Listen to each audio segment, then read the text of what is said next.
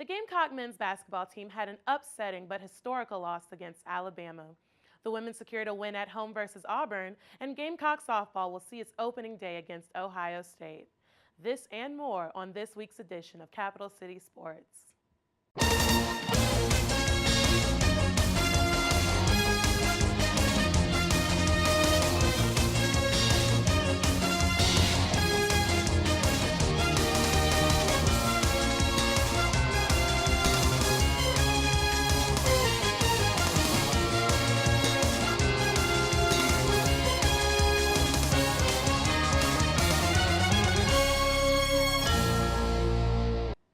Coach Frank Martin and his Gamecocks look to continue their strong SEC play against Alabama in what could only be described as an instant classic at Colonial Life Arena.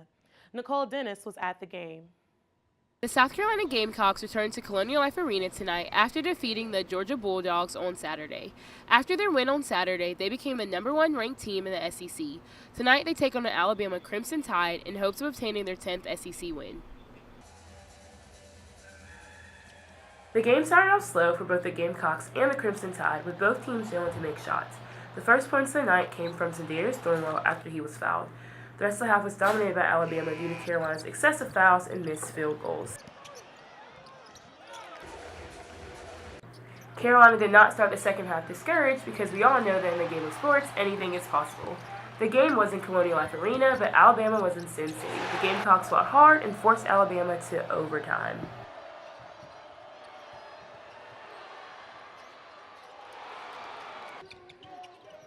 Thanks to Thornwell's free throws, just one overtime wasn't enough and the game went 2-2. The second overtime was filled with a number 3. A 3 from P.J. Dozier and Alabama's Armin Davis led both teams to a third overtime. The fourth overtime came down to the wire. Alabama eventually took the lead after Dozier fouled out and Dwayne Notice missed back-to-back threes.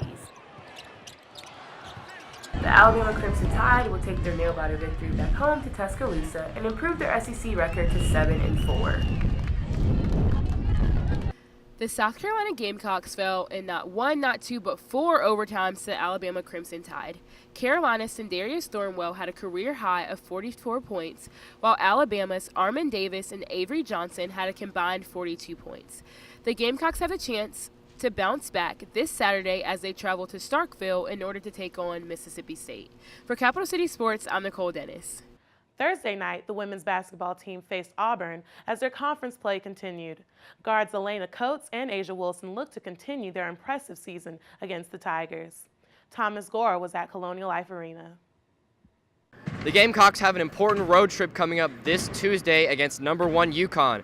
But before heading up north, they would look for their 21st win of the season against SEC rival Auburn. Let's see how they fared here in Colonial Life Arena. Kayla Davis got the scoring started by hitting a three-pointer for the game's first points, but the first quarter was all about Elena Coates. Coates was dominant in the paint, scoring 10 points in the first half as well as grabbing 7 boards. The Gamecocks went into the half up 29-16 and would come out of the gates hot in the third quarter. Alicia Gray and Kayla Davis were able to hit from behind the arc early in the second half to put the Gamecocks up 43-21. The Gamecock defense suffocated Auburn's offense, allowing them to shoot only 30% throughout the game. Elena Coates and Asia Wilson led the team in scoring with 16 and 17 points respectively. Coates added to her performance by finishing with a total of 9 rebounds. The Gamecocks ended the game shooting an impressive 57% and 36% from behind the arc. South Carolina will look for a quick turnaround as they face the #1 team in the land, UConn, this Monday.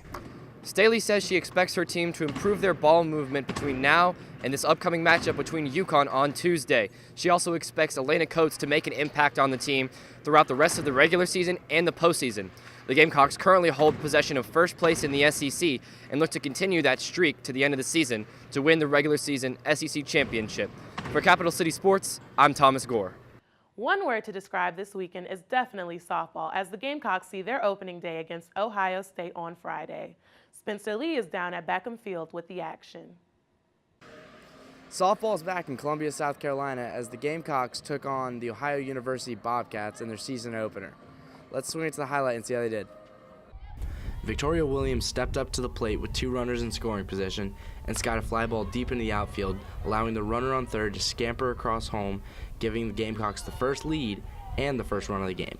Although the Gamecocks only needed 1 run, they got plenty more as Kennedy Clark ripped a single into right field, giving the Gamecocks the second run of the inning. A name South Carolina softball fans should get used to hearing on highlights is Kristen White. She made an impact early with an RBI double. And although Carolina scored plenty, the Gamecocks weren't all offense. Cameron Watts lashes the leather with a phenomenal catch that would make Julian Edelman proud. Up again, Kristen White, who was on her way to a career game, blasted a 2-run shot to left field, giving South Carolina a 7-0 advantage. White's fine performance would continue as she proceeded to hit a sacrifice fly in her next at-bat that increased the Gamecocks' lead even more. The Bobcats were able to get a runner on base before they hit into a weak ground out in the 5th that led to the 3rd out of the inning and the run rule taking effect, giving the Gamecocks a lopsided 10-0 win and putting them at 1-0. The Gamecocks' impressive scoring barrage was led by Kristen White, who had 4 RBIs today on a sacrifice fly, a double, and a 2-run homer. The Gamecocks won 10-0 and won by the 10-run rule default in the 5th inning.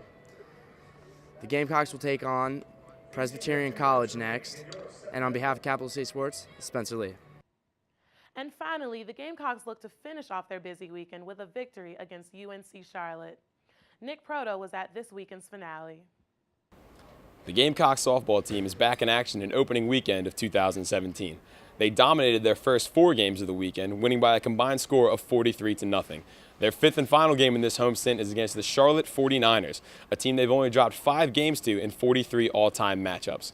Kayla Droder was on the mound for the Gamecocks in the latter half of this Sunday doubleheader.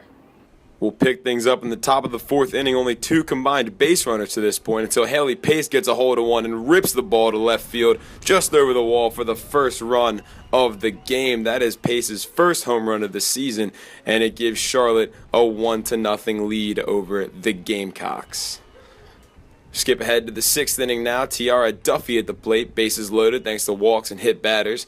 Duffy lines one to first. That is caught to end the inning and the threat for the Gamecocks. South Carolina is still hitless to that point. Top of the 7th inning, runner on second for Charlotte. Meredith Harris at the dish. She grounds out to first, but a heads-up play by Kayla Snare, throwing it back to third in time to get the runner. A 5-3-6 double play. Last chance for the Gamecocks, bottom half of the 7th. Kennedy Clark smacks one to right field. That is South Carolina's first hit of the game. 2 batters later, the bases are loaded and pinch hitter Alyssa Vanderveer draws a walk to tie the game at 1. Next batter is Mackenzie Bozel. And Bozel is going to ground a little dribbler to shortstop. Pace gets the out at first, but the winning run crosses the plate. A rare walk-off ground out for South Carolina. The Gamecocks take this one from a final score of 2-1, completing their perfect opening weekend. The Gamecock bats, which were scorching hot a few hours ago, scoring 14 runs against Presbyterian, were silenced through 6 innings by Charlotte pitcher Haley Wiseman.